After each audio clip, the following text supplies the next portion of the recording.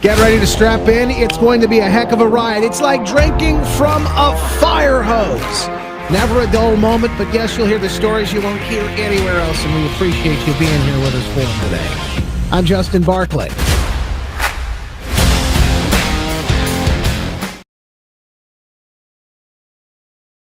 You know, President Trump trying to fix lots of problems.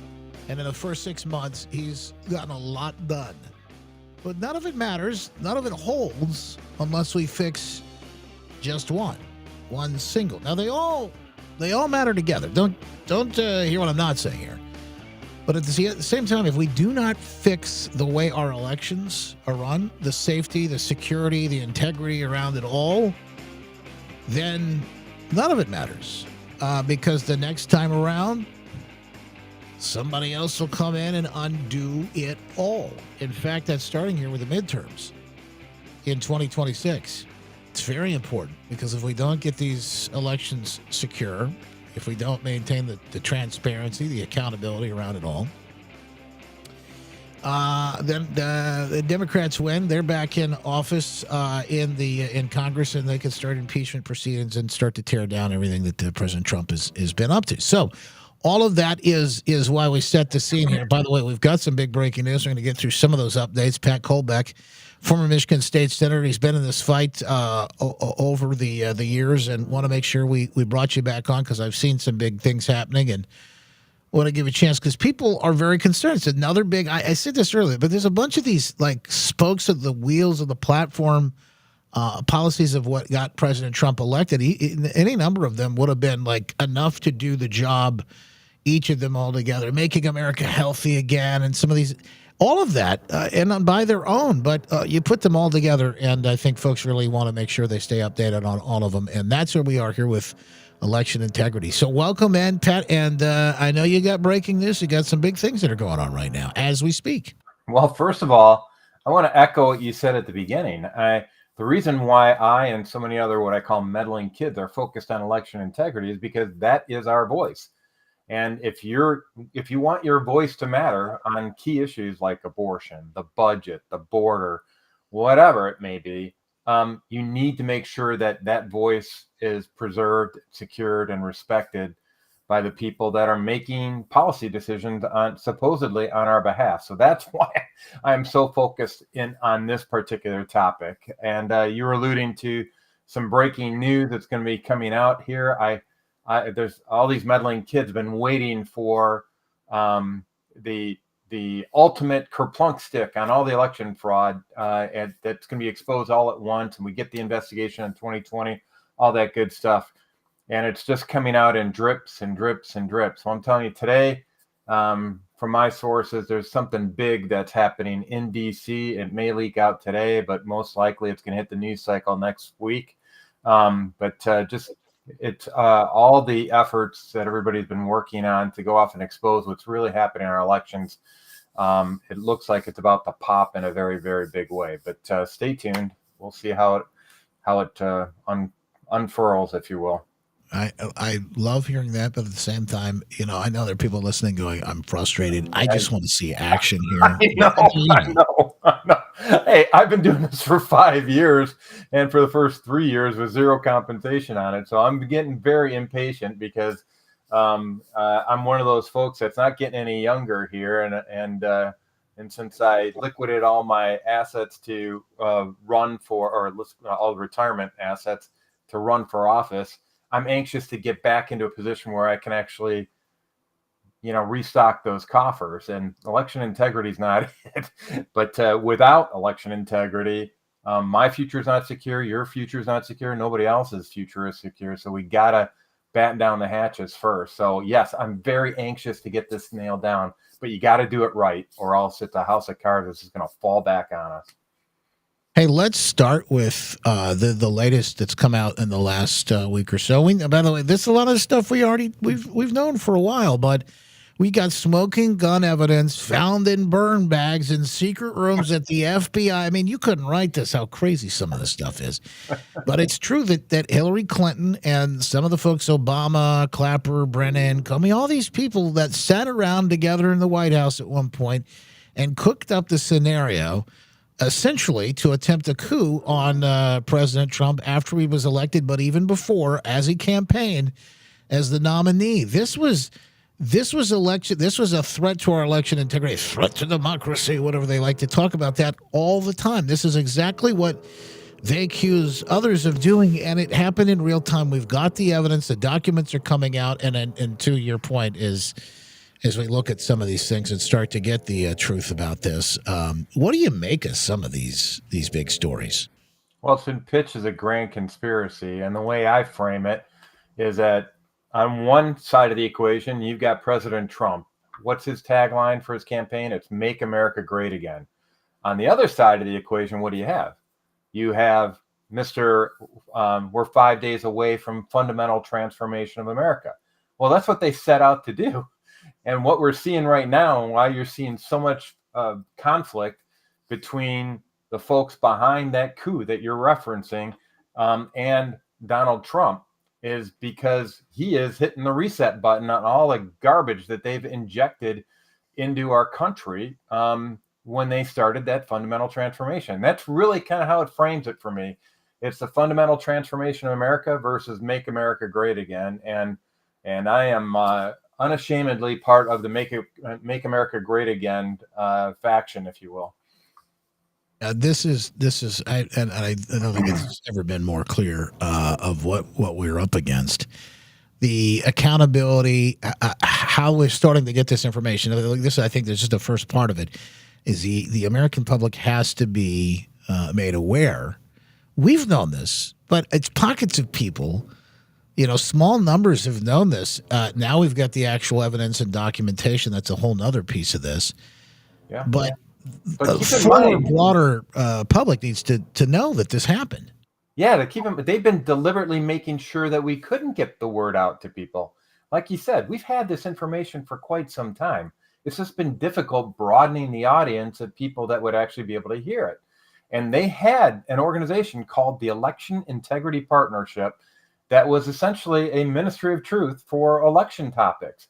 And this isn't me saying this. This is the United States Congress, the Weaponization of Government Committee, did an investigation on that group, on the Election Integrity Partnership, which featured CISA, the Global Engagement Council, the E.I. Isaac Center, which is ran by the Center for Internet Security. It involved big tech, big media, these universities that you may have seen in the news, like Stanford and Harvard. All these folks were involved in an effort to make sure nobody heard about any of this. And by the way, they had a sister project that did the same thing on COVID called the Virality Project. That's why nobody heard about it. But you know what? It's getting out now. And I would submit that if you look at President Trump's actions since day one, the first time he got out that pen, the real pen, not the auto pen, to sign those executive orders, he was systematically targeting all the key stakeholders in that election integrity partnership. That's why we're able to talk about this. CIS, gone. Their contract has no longer been renewed. The Global Engagement Council, Marco Rubio, Secretary of State, got rid of that, gone. CISA, one of his executive orders from President Trump is targeting specifically Chris Krebs in an investigation of CISA's role in the 2020 election. So he is systematically using that as the equivalent of the most wanted list you find up at the post office and checking them off with his executive actions. Hey, walk me through this, Pat. How are these organizations and some of the things that we've been hearing about too over the last 6 months, like USAID and some of the funding that went to these places? Because you just mentioned some of the ways that they were stopping the word from getting. I mean, we were blocked on Facebook, on YouTube, taken down. I mean, there were a number of us that were just for asking questions or talking about or sharing stories that were factual about it. How are these agencies, these organizations, how are they funded? You're funding them. I'm funding them through taxpayer dollars. So the Center for Internet Security was actually funded. They're the ones who created this so-called misinformation reporting portal. So whenever somebody like me says the machines are connected to the internet, they capture that as a misinformation incident, according to them. And that gets converted into the 4 a.m. talking points by all their quote unquote fact checkers.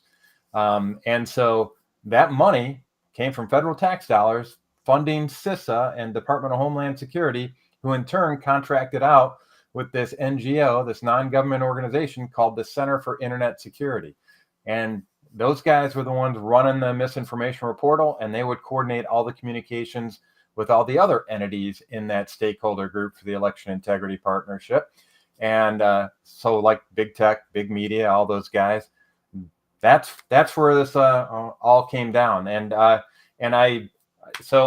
that's part of the funding stream that's going on. Obviously, there's many tentacles in all this, but ultimately it comes down to this network of NGOs, non-government organizations that are funded through quasi-government organizations like USAID, and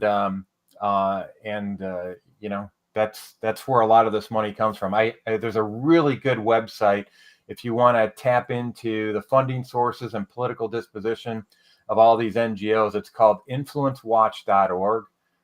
You go to influencewatch.org and it'll get you as more than enough information to get you schooled up on who's behind these NGOs, where are they getting their funding. So it's a great way of answering the question you asked, how are these guys getting funded? Go to that influencewatch.org and it's a great way to start.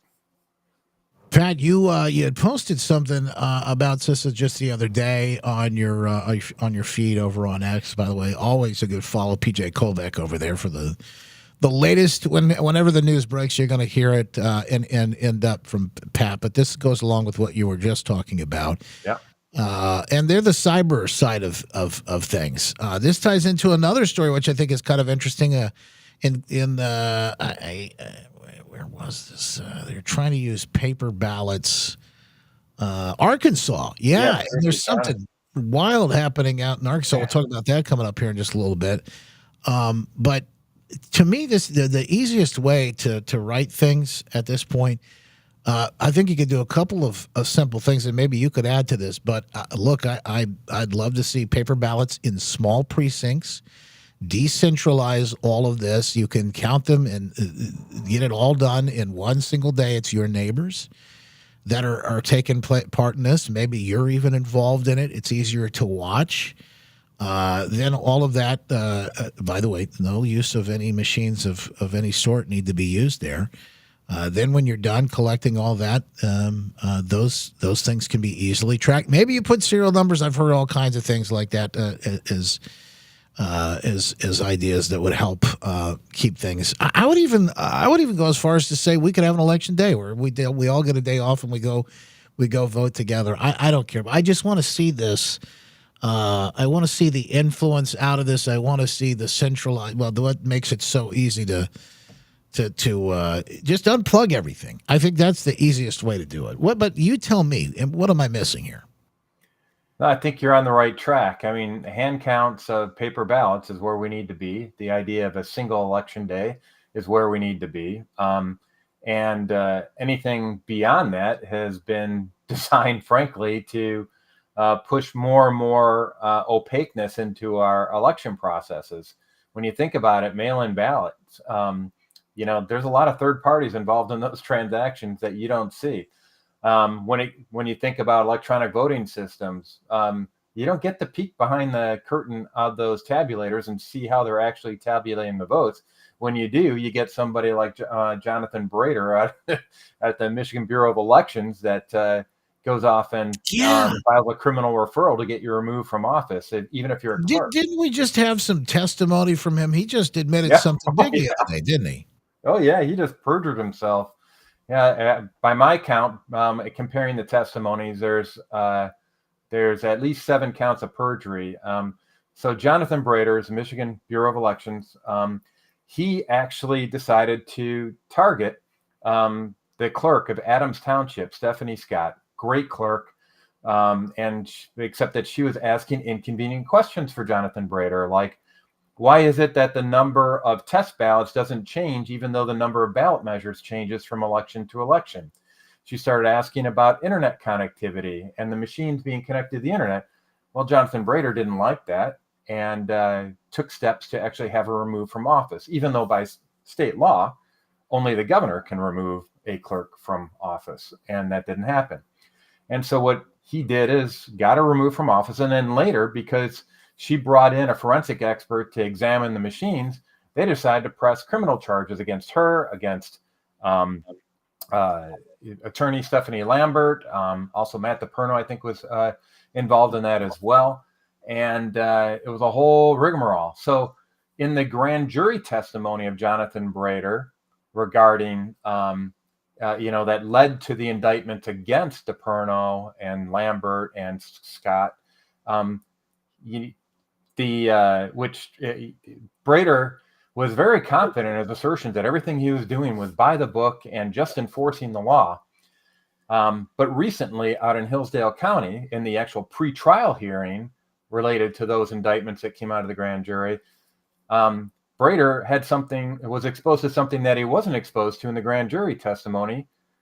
He was exposed to cross-examination, and so he was called out on his assertions that he was just merely enforcing the law, because it turns out he wasn't. He was enforcing instructions by the Secretary of State. And you tally them all up, there's at least 7 counts of perjury in his testimony. And that led to an indictment against the clerk for Adams Township, former clerk, Stephanie Scott, who's facing 20 years in prison for what Brader is claiming she did. So this is a big deal. They're weaponizing government against people that are acting in our best interest.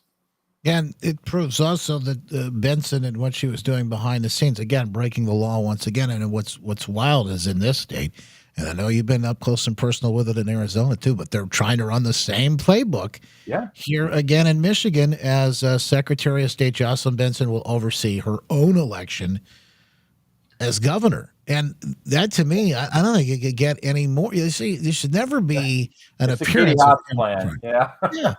That to me, I don't see how you make that work at all. No, and keep in mind, and it's something I exposed during my testimony before the Michigan House a couple weeks back. Jocelyn Benson is on record. Her own attorney in the O'Halloran v. Benson case testified that Jocelyn Benson only follows the laws that she agrees with. This is the chief election official of the state, and she issues directives to local clerks, like township clerks like Stephanie Scott, county clerks like Vicki Bishop up in Antrim County, et cetera, throughout the state. And when those clerks receive those directives, those instructions, they're assuming that they're lawful. And what we're finding out is Benson has no respect for the law. And she actually, during this court hearing, her attorney said, yeah, she only follows the laws that she agrees with. And if you don't like that, you can sue her. That is not what we need in a chief election official. That's incredible. No. And then what happens if you push back and you start asking inconvenient questions? Well, that's what happened to Stephanie Scott. She faced criminal indictments as a result of her trying to execute her duties of office. So we're dealing with organized crime in the state. I hate to say it that way, but Jocelyn Benson, Jonathan Brader, and then, frankly, Dana Nessel looking the other way whenever these complaints are brought to her attention. There is a lack of, respect for the rule of law across the board in our state government right now. The bright spot, of course, is at our Michigan House and their subpoenas that they're issuing, and the fact that they're providing the oversight of the executive branch that the judicial branch, law enforcement, just kind of turning a blind eye to right now in the state. Except for Darleaf. Darleaf is good. Former senator here in Michigan, Pat Colbeck, with us right now. Pat, I had another question that had just kind of escaped. Oh, well, yeah.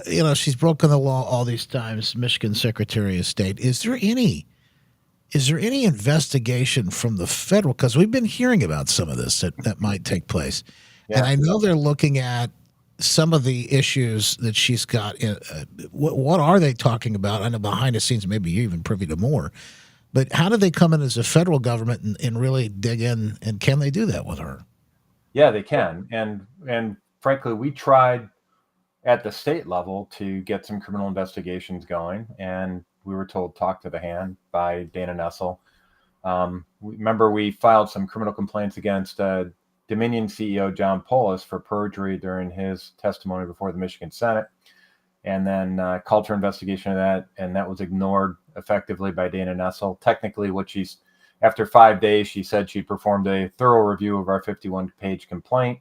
I did FOIA requests afterwards that validated she had no report for her thorough review, and none of her communications dealt with the material cited in the complaint. So she just said, talk to the hand. So we let the federal authorities know about that. I can tell you that I've also filed criminal complaints with federal authorities for Benson and for Justice Bolden related to the bribery. What certainly appears to be bribery. I got to be careful on how I say that. I'm alleging bribery when Benson gave $82,500 to the campaign for Justice Bolden right before Bolden issued a favorable opinion in favor of Benson. Another criminal complaint against Nessel, actually, for willful neglect of duty and fraud in her response to the request for investigation of John Polis. So there are criminal investigations that have been requested, and they've been submitted to the folks in the federal government. And there are provisions in federal law that allow for residents of a given state to sue their state elected officials under federal law for malfeasance while in office, and that's in the future queue right now. Right now, we're just asking for some criminal investigations. I know Pat wants to give you a shot to help support everything. Obviously, we want to make sure that people know where to stay up to date with you, where to follow along with some of these updates and help in your efforts. So I'll give folks a chance to do that here in just a little bit. Also, there's some VIPs in the Freedom Fam that have some questions that want to get those questions answered. First, I want to go to Arkansas, where we just mentioned they actually tried to do this. This is sort of a perplexing situation. They tried in Arkansas, one county particularly. They wanted to move to all paper ballots, and they're under attack right now. Yeah, very much so, for the audacious act of actually listening to their constituents. Back in 2023, I think it's called the Quorum Court. That's their legislative body of their county office holders in Searcy County, Arkansas, which is just southeast of Branson, Missouri, across the border from Missouri into Arkansas. They got about 8,000 people that live in this county, and they said, you know what? Well, we think it's a good idea to get rid of these electronic voting systems. We don't trust them. We're going to go to hand count. And the county commission, if you will, the legislative body, decided to go off and do that by a 6-2 vote. And this is primarily a Republican county. So the election commissioners promptly started putting together a plan to go off and do just that and execute a hand count. And they did that for the 2024 primary. Well, the folks in the Arkansas state government, once again, Republican controlled, immediately passed a law. I mean, I think if I recall correctly, they actually called an emergency session to do this, passed a law requiring that all elections be conducted with electronic voting systems, which makes no sense at all, because these machines, not only are they not transparent, they've got security vulnerability after security vulnerability. And so they actually then went the next step and actually took punitive action against the election commissioners in Searcy County and pushed to have them banned from public service for a period of no less than 14 years for the egregious act of implementing a hand count system. Now, the background on this is that they said that because they had leased improperly a $100 video equipment, that it was a case of being influenced. The video equipment was purchased so that they could record the actual hand count process and make sure there's no shenanigans going on. The state board of election commissioners for Arkansas actually cited their lease agreement for this video equipment as an example of malfeasance by these election commissioners in Searcy County, and they're using it as a basis for banning them from public service for for 14 years. So that's how ridiculous it's gotten in Arkansas. They're actually trying to improve transparency, and it doesn't get any more explicit than this, and saying when they actually, the tools that they're using for transparency are now unlawful, these video cameras, and they're going to be held accountable for letting voters know exactly how their votes are counted. Unbelievable. You can't make this stuff up. And again, you and I talked about this earlier, but this is a Republican state. This is a red state. Yeah. Not good. And you see that in Michigan. I mean, there's a big divide with Republican lawmakers. I mean, even when I testified, one of the representatives kind of was saying, "Hey, I don't see what's wrong with machines. We have them all over the place." It's and it is ubiquitous. The idea of using electronic systems like your mobile phone, everything is ubiquitous everywhere.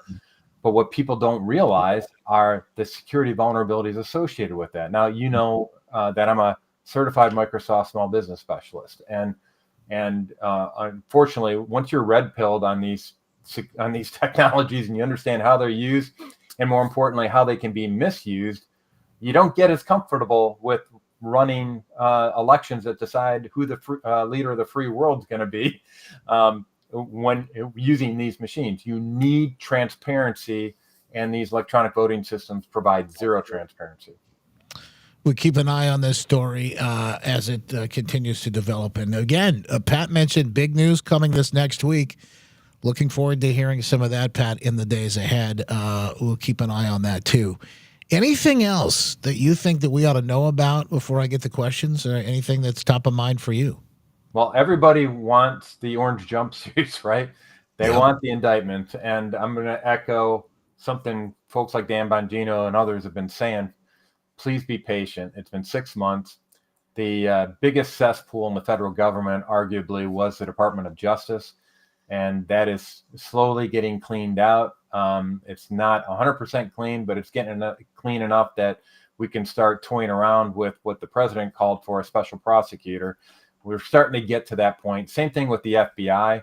There's a lot of corruption inside the FBI, but obviously there's at least one guy that regarding those burn bags on the Durham annex that said, "Hey guys, I'll take care of these burn bags for you. Don't worry, we'll have a bonfire.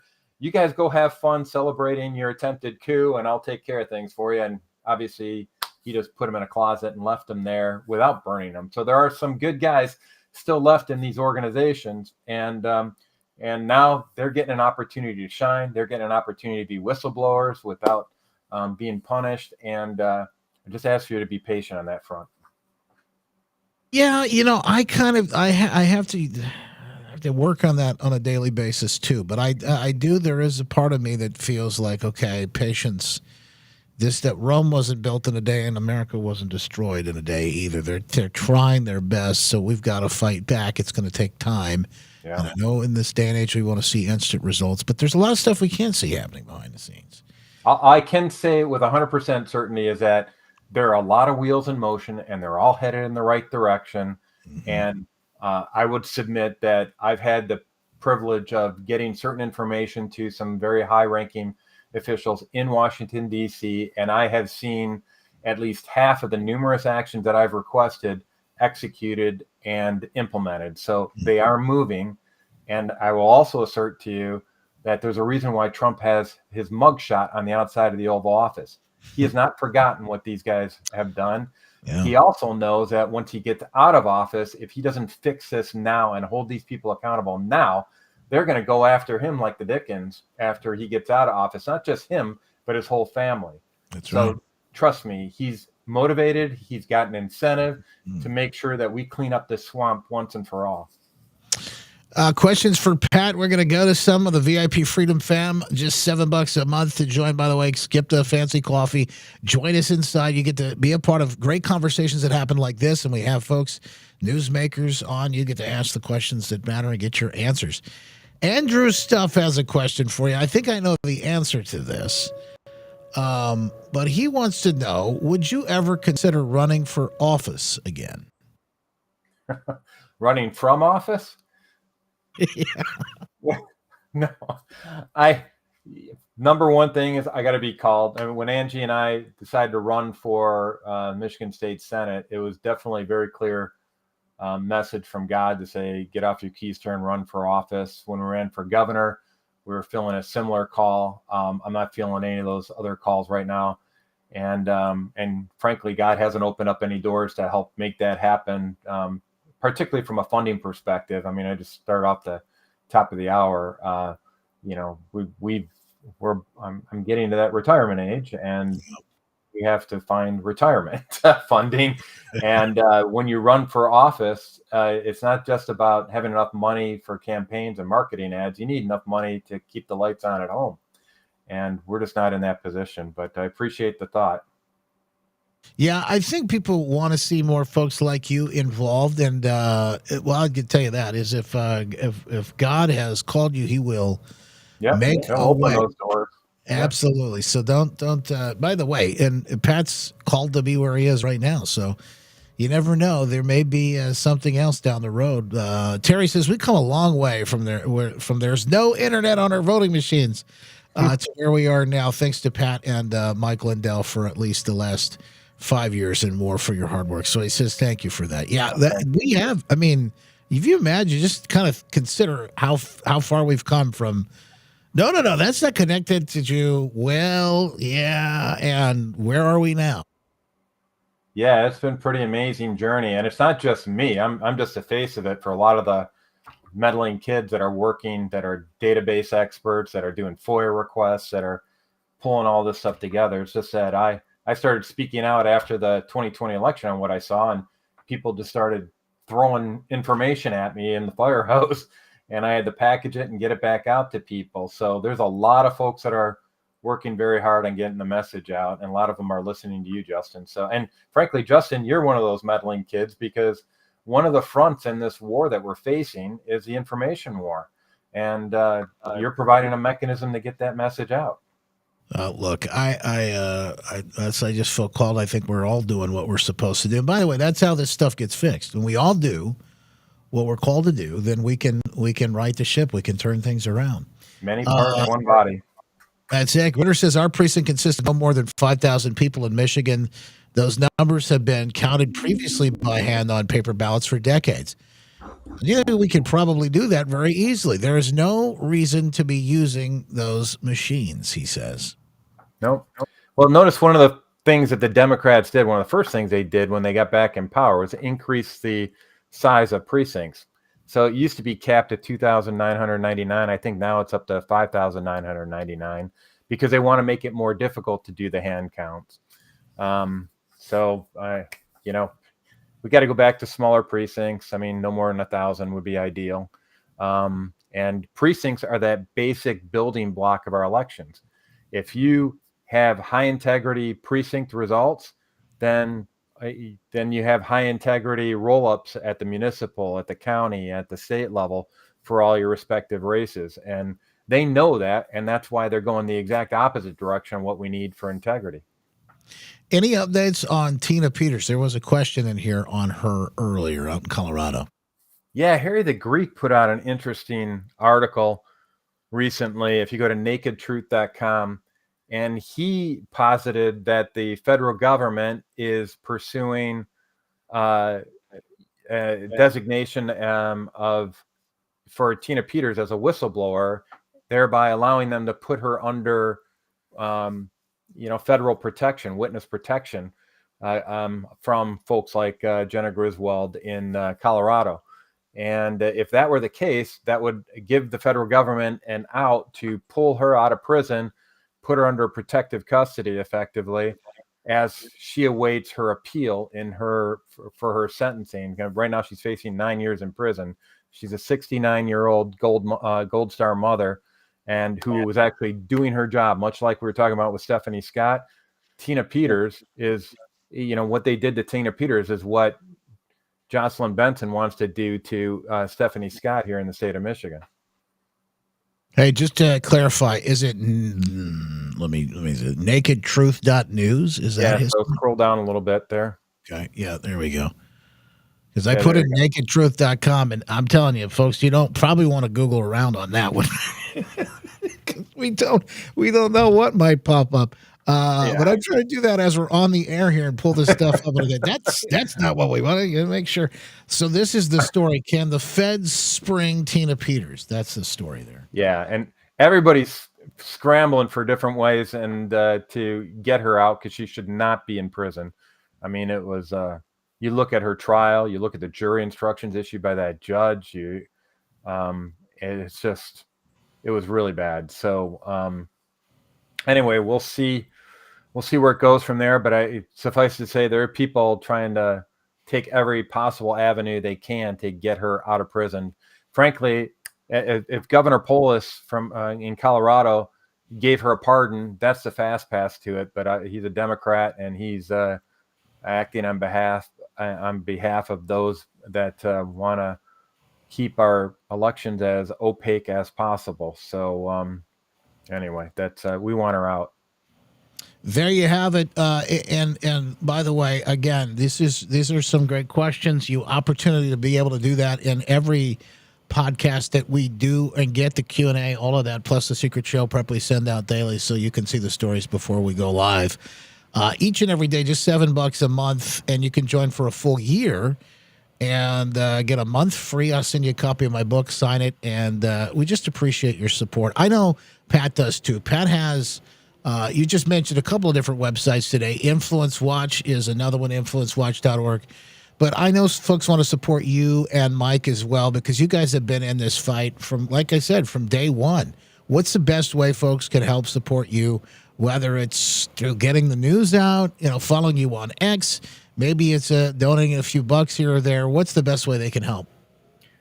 Well, help Mike. I mean, I'm essentially working part-time now for Mike. I was full-time, but cut back after all of his the financial hits he was taking. So we've if you go to lindellplan.com, that helps keep Mike in the fight, and then also Mike Lindell Legal Defense Fund.com.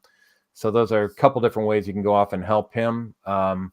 And from keeping informed, I don't know about you, Justin, but I think Twitter or X is probably one of the best mechanisms for getting breaking news and news that's supported by source documentation that I've seen anywhere. It blows away anything that I've seen from local media, frankly, in many cases. Your show being the exception. I mean, radio is really the only path where we have to get out the truth. And these podcasts now open up a new domain where you actually get to show documents on screen interactively during the program to support the assertions that are made on the show, which is powerful. You don't see that on the nightly news anymore. So I think X has become the new news stream, frankly. I think you're right. There's a lot to be said from that. We got to continue to make sure that we're passing the stuff, whether it's on X or different platforms. Staying connected is so important. I got one more question for you before I let you go, and I think it comes from Judy, who was asking. You sort of addressed it a moment ago, but I can just give you a moment, an opportunity for some encouragement. Judy says, Pat, do you feel that more and more people are burnt out and tired and are stepping back from getting involved with anything? She says she feels that way. What encouragement would you have for that? I know you've mentioned a couple of big things as far as stories that are coming out in the next week or so. We continue to see little pieces of hope, some glimmers there. But what else? What keeps you in the fight? Maybe that's the best question. Well, just go to the top of my X feed and you'll find out what keeps me in the fight. It's Psalm 37. It said, don't be anxious, don't fret when evil people succeed in their ways, because ultimately the righteous will inherit the land. I'm paraphrasing, but ultimately, this is not about what I want. Trust me, this is not what I want to be doing. It's about what I feel called by God to do. And when you get in that mode where you're just doing what you believe God's calling you to go off and do and equipping you to do. I mean, let's look at this. The rare blend of skills that he's given me or experiences that he's given me put me where I am right now for this particular moment. So this is kind of like Esther, right? For such a time as this. I'm a techie with the IT background, engineer, problem solver. I've got the political experience. I understand how policy and legislation is made. I was serving on the Election Integrity Committee in the Senate when I was in there. That's a very rare blend of skill sets, which means effectively that I'm not an expert in anything, but I have a very broad set of experiences and skill sets. So I believe God's got me right where he wants me. And that's the kind of confidence that I need to keep on going each and every day. And anyway, constantly ask for guidance, and I'm definitely looking for him to say, you get to move on to something else. Trust me, I want to move on to something else. But right now, this is where he's got me planted. Well, always a pleasure, Pat. Thank you for the update. We'll stay on top of it next week. Maybe if we do have that breaking news, you can pop back on the air and give us an update when it does come out. And in the meantime, we'll continue to support. Thank you so much for sharing this. Again, folks, it's Lindell is it offensefund.org, and then Mike Lindell legaldefensefund.com. We'll put those links up as well so you can get it. And then Pat is PJ Colbeck over on X. Always a pleasure, my friend. Thank you so much. Yeah, great to be with you, Justin. And thank you for all your assistance in getting the word out. You got it. God bless. You too. I got good news and bad news. The good news is it's a deal and a steal for you. The bad news is I missed out. Well, I just bought a bunch of bedding. I just bought a bunch of new pillows and sheets and things from Mike Lindell at My Pillow, and I didn't get this good of a deal. For a limited time, Mike is selling his pillows, the classic, $14.88. That's it. The My Pillow, the thing that started it all, just $14.88. He had one of these big box stores that canceled on him. You know how they do. Well, this is actually your win. It's a win for everyone. A win for Mike because he can unload the pillows at a great price. It's a win for you because you get a good deal, and you can help support this program at the same time. Get your pillows for $14.88 when you go to mypillow.com/Justin. Use code Justin at checkout. That's mypillow.com/Justin. And while you're there, shop for all kinds of great things. I love the towels. The best towels I've ever used in my entire life because Mike's got all kinds of great goodies at